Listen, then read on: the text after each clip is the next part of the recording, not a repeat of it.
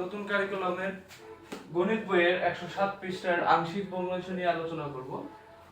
প্রথম আমরা জানবো আংশিক ভগ্নাংশ জিনিসটা যে কি। আংশিক ভগ্নাংশ দেখো, আমাদেরকে যদি দুইটা ফাংশন p of x আর নিচে যদি একটা ফাংশন q of x দিয়ে দিল, এই দুইটা ফাংশন যদি যেমন p of x not equal to R q of x not equal to 0, মানে p of x এবং q of x এর মান যদি 0 না হয়, আমি কি কথা বুঝতে দিতে পারতেছি যে দুটো ফাংশন যদি এই আকারে দেওয়া থাকে যে p of x by q of x, এবং যেখানে p of x এবং q of x টা কি হয়, not equal to 0 হয়, দুইটার একটার মানও যদি 0 না হয়, 0 অপেক্ষায় বড় হয়, তাহলে এটাকে আমরা বলবো হচ্ছে মূলদ ভগ্নাংশ। কি ভগ্নাংশ?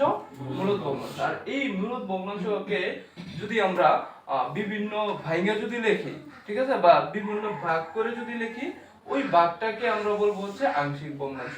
কথা ক্লিয়ার? এই p of x কে আমরা বলতে পারি মূলদ ভগ্নাংশ, এবং এই মূলদ ভগ্নাংশকে যদি আমরা বিভিন্ন বিভক্ত করে লেখা যায়, এই বিভক্ত করে লেখাকে আমরা বলবো কি আংশিক ভগ্নাংশ। ঠিক আছে? এখন আংশিক ভগ্নাংশের কিছু নিয়ম আছে। আংশিক ভগ্নাংশের মোট হচ্ছে 5টা নিয়ম আছে। এই 5 নিয়মের ভিতরে আংশিক ভগ্নাংশ করা যায়। ঠিক আছে? তো এই নিয়মগুলো প্রথমে আমাদেরকে একটু ভালো করে বুঝে নিতে হবে। দেখ, এখানে আমাদের 5টা নিয়ম কিন্তু আমি এখানে লিখে দিয়েছি। তোমাদের নতুন বইয়ে কিন্তু এই নিয়মগুলো সুন্দর মতো দেওয়া না। ঠিক আছে? আমি লিখে দিয়েছি, যার কারণে দেখো, প্রথম নিয়ম হচ্ছে যখন হরে বাস্তব ও একঘাত বিশিষ্ট উৎপাদক থাকে কিন্তু সেগুলো পুনরাবৃত্তি না হয়। আচ্ছা, পুনরাবৃত্তি জিনিসটা কি? পুনরাবৃত্তি জিনিসটা কি এটা আমরা একটু পরিচিত হই। পুনরাবৃত্তি জিনিসটা যে কি? পুনরাবৃত্তি জিনিসটা হচ্ছে এরকম, যদি একটা সংখ্যা বারবার আসে, এটাকে আমরা পুনরাবৃত্তি বলবো। যেমন সাপোজ আমি যদি এইভাবে লিখি 1 2 2 2, মানে এই দুইটা বারবার আসতেছে না, এই দুইটা যদি বারবার আসে তাহলে আমরা বলতে পারবো যে এই দুইটা পুনরাবৃত্তি হয়েছে। কথা কি ক্লিয়ার? এখন দেখো, আমরা প্রথমে 1 নম্বর নিয়ম, পরে 2 নম্বর, 3 নম্বর, 4 5 এইভাবে যাব। দ্বিতীয় নিয়ম হচ্ছে যখন লবের ঘাত হরের ঘাত অপেক্ষায় বৃহত্তম বা সমান হয়, এটা হচ্ছে 2 নম্বর নিয়ম। 3 নম্বর নিয়ম হচ্ছে এরকম, যখন হরের বাস্তব ও একঘাত বিশিষ্ট উৎপাদক থাকে কিন্তু সেগুলো কয়েকটি পুনরাবৃত্তি হয়। এই যে আমরা প্রথমে পুনরাবৃত্তি হয়েছিল না, আর পুনরাবৃত্তি হওয়া মানে কি, যে 1 2 2 2 2 এগুলো হচ্ছে পুনরাবৃত্তি হইব। ঠিক আছে? চতুর্থ নম্বর নিয়ম, যখন হরে বাস্তব ও দ্বিঘাত বিশিষ্ট উৎপাদক থাকে কিন্তু সেগুলো পুনরাবৃত্তি হয় না। এবং পঞ্চম নম্বর নিয়ম হচ্ছে এইগুলো সঠিক রাখবো, সেগুলো কয়টি পুনরাবৃত্তি হইব না, মানে দ্বিঘাত এবং বাস্তব থাকবো কিন্তু সেগুলো পুনরাবৃত্তি হইব। এটা হচ্ছে পঞ্চম নম্বর নিয়ম। আজকে আমরা শুধু 1 নম্বর নিয়মটা একটু আলোচনা করব, এবং 1 নম্বর নিয়মের যত সমস্যা আছে যাতে করতে পারি এরকম একটা ব্যবস্থা করে দেব। তো দেখো, 1 নম্বর নিয়মটা কি আছে, যখন কি আছে, যখন হরে বাস্তব একঘাত বিশিষ্ট উৎপাদক থাকে কিন্তু সেগুলো পুনরাবৃত্তি হয় না। আমরা যদি তোমাদের যে বই আছে, বইয়ের প্রথম যে একটা উদাহরণ আছে, এই উদাহরণ অনুযায়ী যদি করতে চাই তাহলে করতে পারবো, সমস্যা নাই। তো দেখো, আমরা করি যে প্রথম উদাহরণটা এরকম ছিল যে 3x প্লাসের 1 বাই x স্কয়ার মাইনাসের 1 এরকম ছিল না। তো প্রথমে আমরা এটাকে একটু কাজ করে নেব।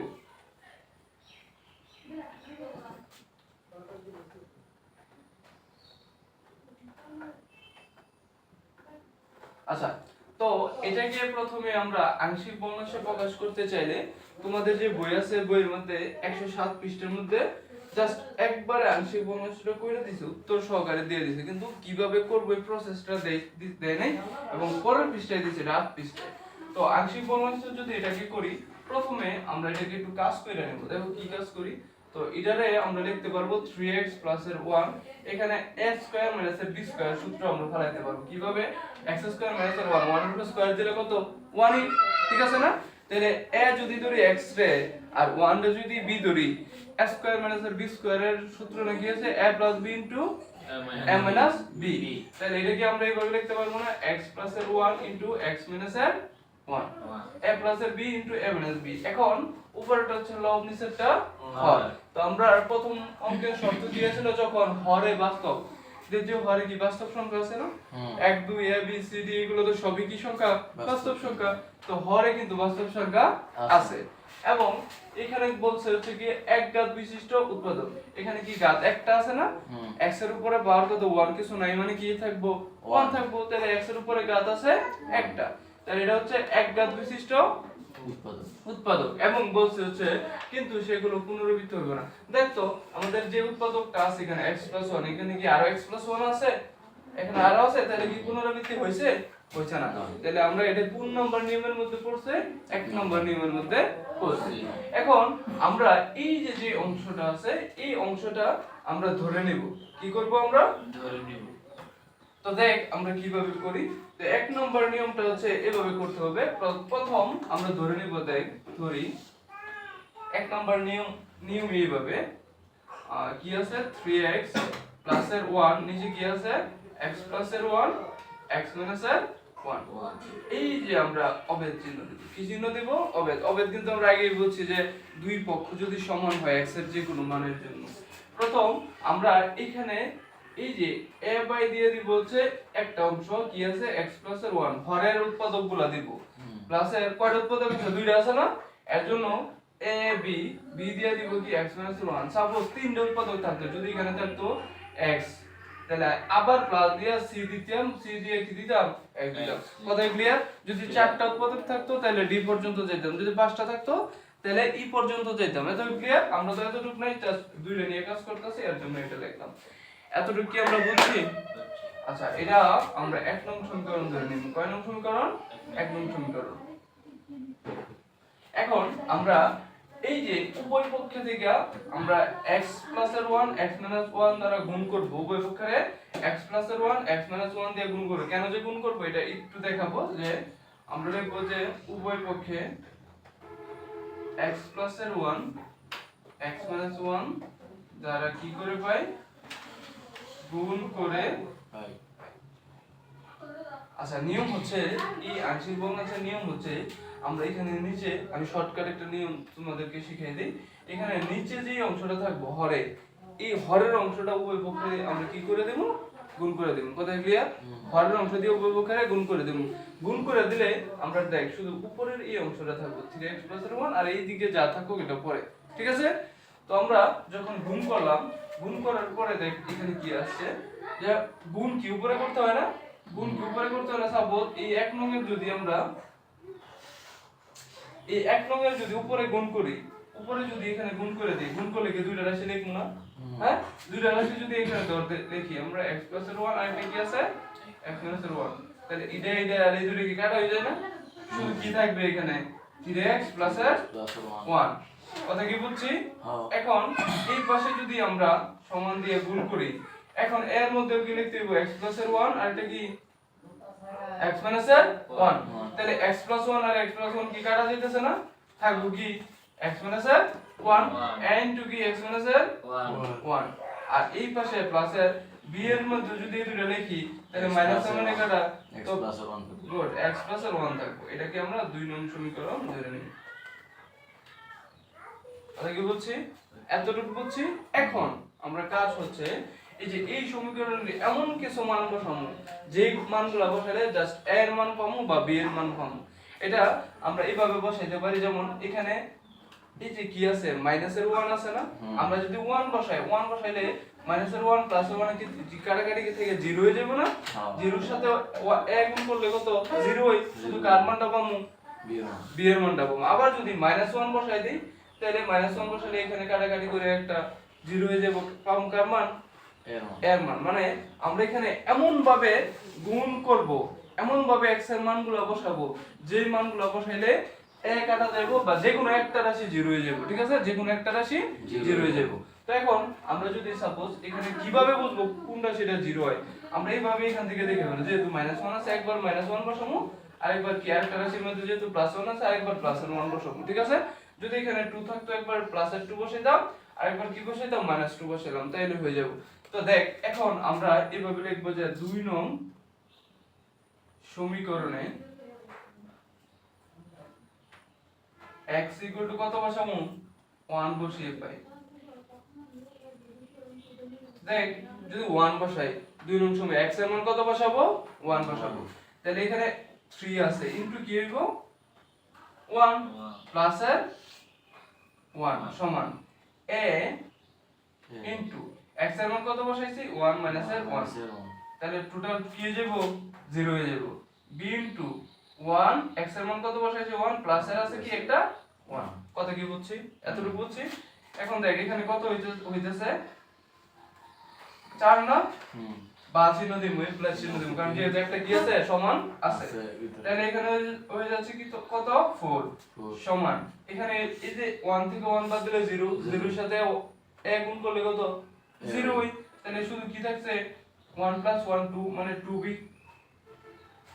2b থাকতেছে না এখন আমরা যদি উভয় পক্ষরে 2 দিয়ে ভাগ করি কি দিয়ে ভাগ করি 2 দিয়ে ভাগ করি b সমান কত পাবো 2 পাবো কারণ কি ভাগ মানে কি 2 দিয়ে ভাগ মানে কি 4 এর নিচে যদি 2 লিখি তাহলে 2 দিয়ে 4 রে কাটলে 2 আবার এখানে যদি নিচে 2 লিখি রে কাটা থাকবে কি b এটাই আমরা ঘুরাই ভাবে লিখলাম যে b সমান কত 2 b এর একটা মান পাইছি এখন আমরা a এর মানটা বার করব কি এর মান a এর মানটা তাহলে a এর মানটা যদি বের করতে চাই এই b এর মানটা কি 0 বানাইতে হইব না b এর মানটা 0 বানাইতে হইব না তো এটা দেখো আমরা কেমনে করি এখানে এই যে 2 নং সমীকরণ আছে এই 2 নং সমীকরণে আমরা কি করব এই যে একবার বসাইছি কত মাইনাস 1 বসাইছি এইবার বসাবো কি -1 যদি -1 বসাই দেখো এখানে যদি -1 বসাই -1 আর প্লাস মানে কি কাটাকাটি যাইবো 0 থাকবে ঠিক আছে এখন কি উঠাইও না তো আবার লিখবো আমরা যে 2 নং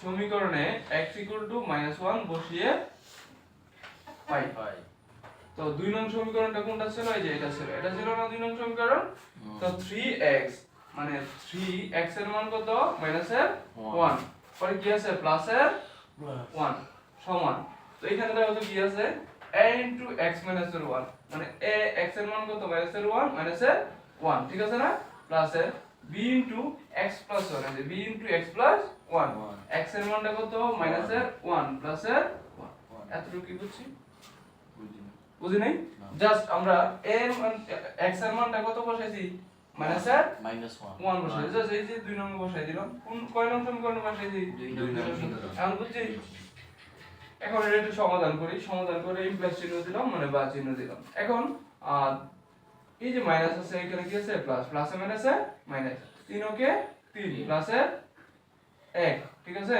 তো এই টুটা এইখানে দেখো তো কত হয় মাইনাসে মাইনাসে মাইনাসে 1 মাইনাসের 1 মাইনাসের 2 হইছে না তো মাইনাসের 2 1 তো এখানে কত 0 হয়ে যায় না প্লাসের b 0 মাইনাসে প্লাসে কাটা 0 হয় না এখন দেখো আমরা এখানে কি পাইতেছি মাইনাসের 2 পাইতেছি না হ্যাঁ মাইনাসের 3টাতে যদি প্লাসের একটা জায়গা মাইনাসের কি দুইটা না সমান চিহ্ন দিলাম এখানে দেওয়া কত মাইনাসের 2a ইচ্ছা করলে মাইনাস আর মাইনাস ভ্যানিশ কাটা এখন এখানে আমরা কি থাকতেছে উভয় পক্ষে 2 দিয়ে ভাগ দিলে 2 দিয়েও কাটা তাহলে a সমান কত পাইতেছি 0 না a সমান কত পাইতেছি 1 পাইতেছি ঠিক আছে এখন আমরা লাস্ট স্টেপে চলে আসছি একদম লাস্ট স্টেপে a এর মান পাইছি আর b এর মান পাইছি জাস্ট a এবং b এর মান আমরা 1 নং সমীকরণ বসাই দেব 1 নং সমীকরণ কোনটা ধরছিলাম মনে আছে এটা হচ্ছে 1 নং সমীকরণ a এর মান এবং b এর মান কয় নং সমীকরণ বসাবো 1 নং সমীকরণ দেখব a b এর মান কয় নং সমীকরণে 1 নং সমীকরণে বসিয়ে পাই তো 1 নং সমীকরণটা এরকম ছিল 3x + এর 1 x + এর 1 x - এর 1 এরকম ছিল না 1 নং সমীকরণটা আচ্ছা এখন a এর মান বসাই দেব আর কি করব b এর মান বসাই দেব এই তো এখানে কি চিহ্ন না ছিল মনে আছে অভেদ চিহ্ন বা আইডেন্টিটি চিহ্ন তাহলে a এর মানটা কত ছিল a এর মান কত পাইছি 1 পাইছি a এর মান কত পাইছি 1 পাইছি এর মান কি আমরা কি 1 পাই নাই আর নিচে কি আছে x + 1 x + 1 একটা প্লাস b এর মান কত পাইছি 2 পাইছি এই b এর মান 2 পাইছি x - এর 1 এই তাহলে দেখো যে এই অংশটা আর এই অংশটা কিন্তু মানে এই লেফট হ্যান্ড সাইড আর রাইট হ্যান্ড সাইড x এর যে কোনো মানের জন্য কিন্তু সমান যে কোনো মানের জন্য সমান, যার কারণে আমরা কি করছি এই অভেদ চিহ্ন বা আইডেন্টি চিহ্নটা বসাইতে পারছি। এতটুকু সমান আমরা এতটুকু লিখতে পারি, এটাই হচ্ছে আংশিক ভগ্নাংশ। এবং এটা হচ্ছে প্রথম নিয়ম, যখন হরে একঘাত বিশিষ্ট উৎপাদক থাকে এবং পুনরাবৃত্ত হয় না। যেহেতু এখানে হরে কি